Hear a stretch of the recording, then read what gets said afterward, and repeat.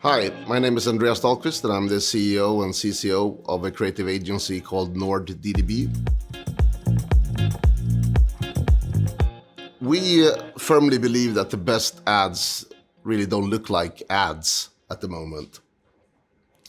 And the reason is pretty simply, we all, I think, can recognize how bombarded we as individuals get with commercial messages from the moment we wake up till we go to bed.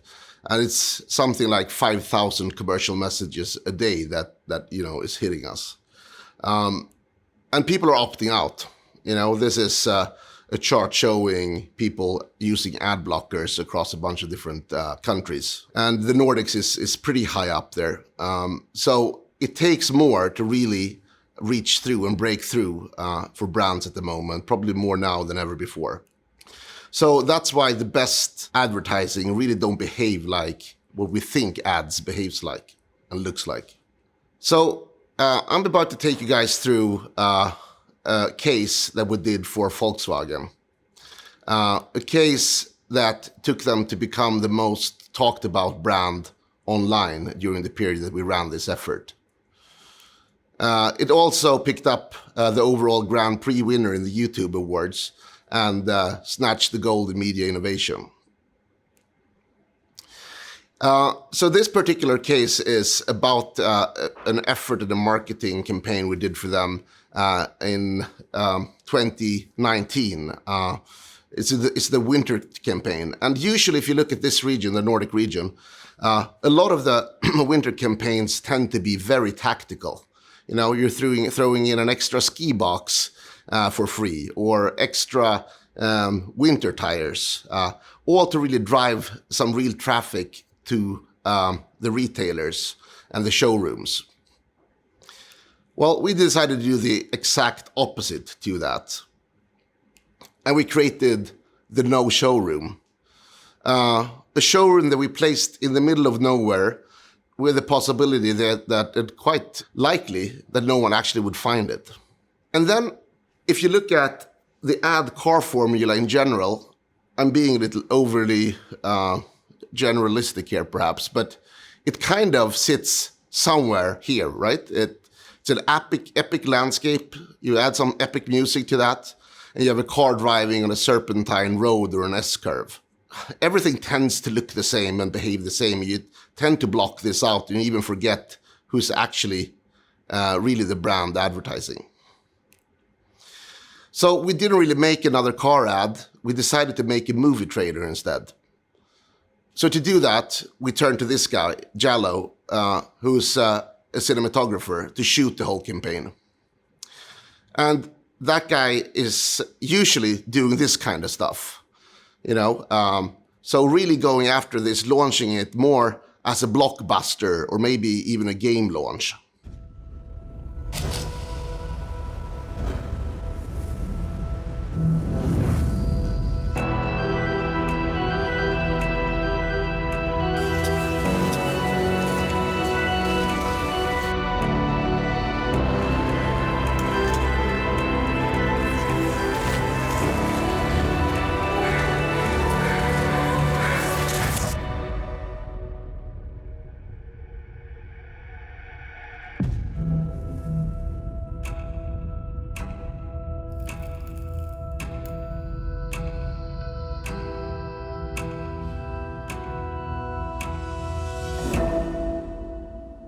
Volkswagen.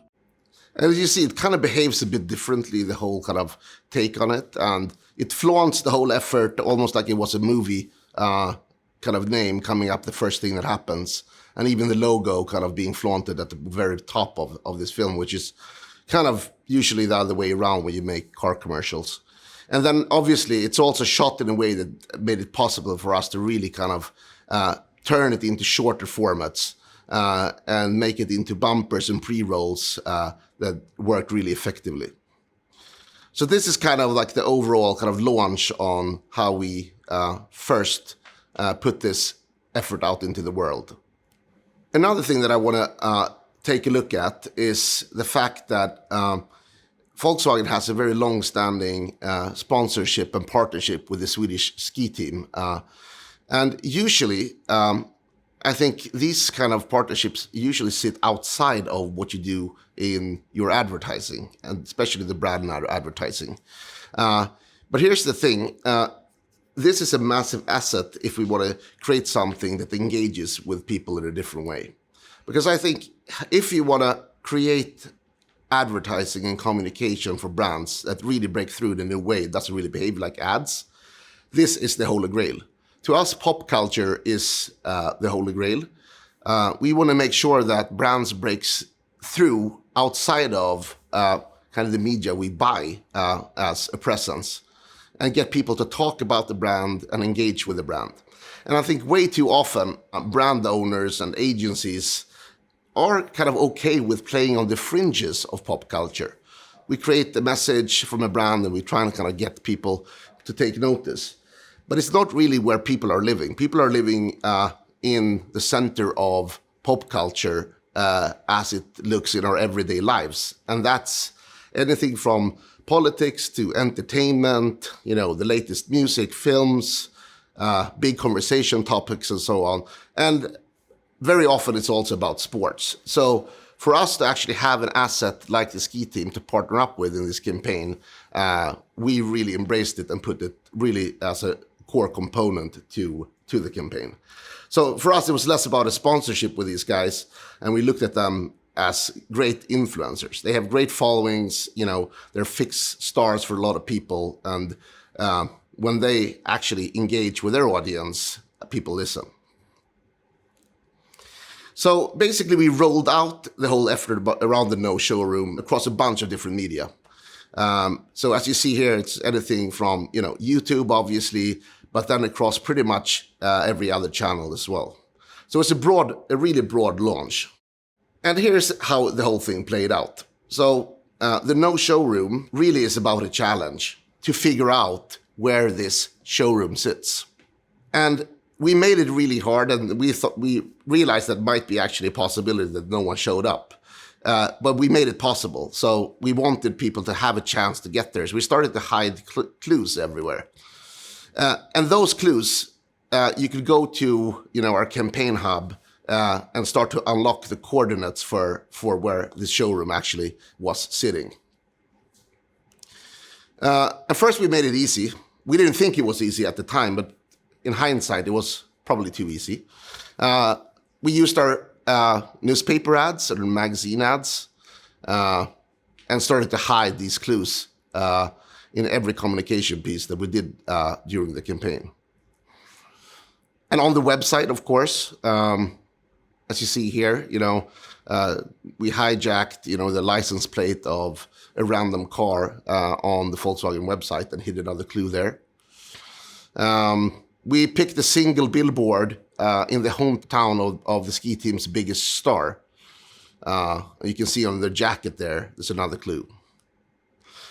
But the reaction wasn't that this is too hard or, not enough people were engaging. Quite the opposite. People were a bit annoyed almost that it was a little bit too easy.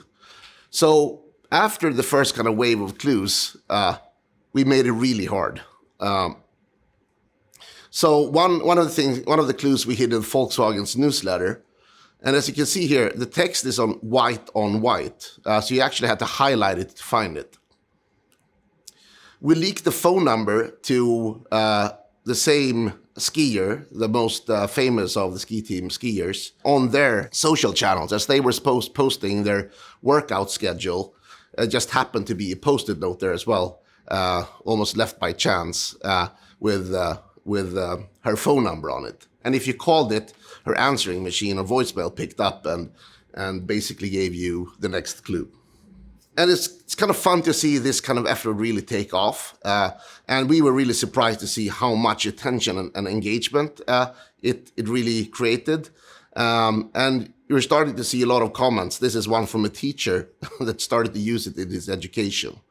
We also did a little bit of a nod to Fight Club, the film Fight Club, in our YouTube ads. I'll show you a clip of it here.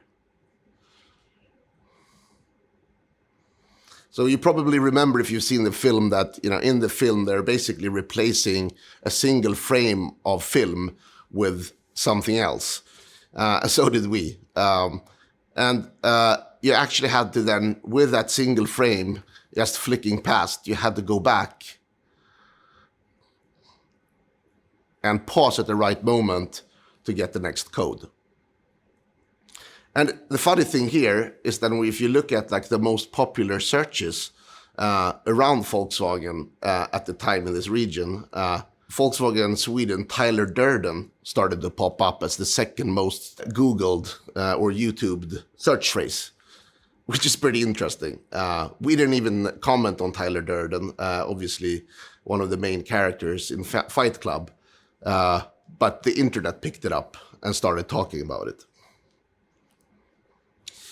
And then we ran the same ad again, but we hit a clue in the plates this time.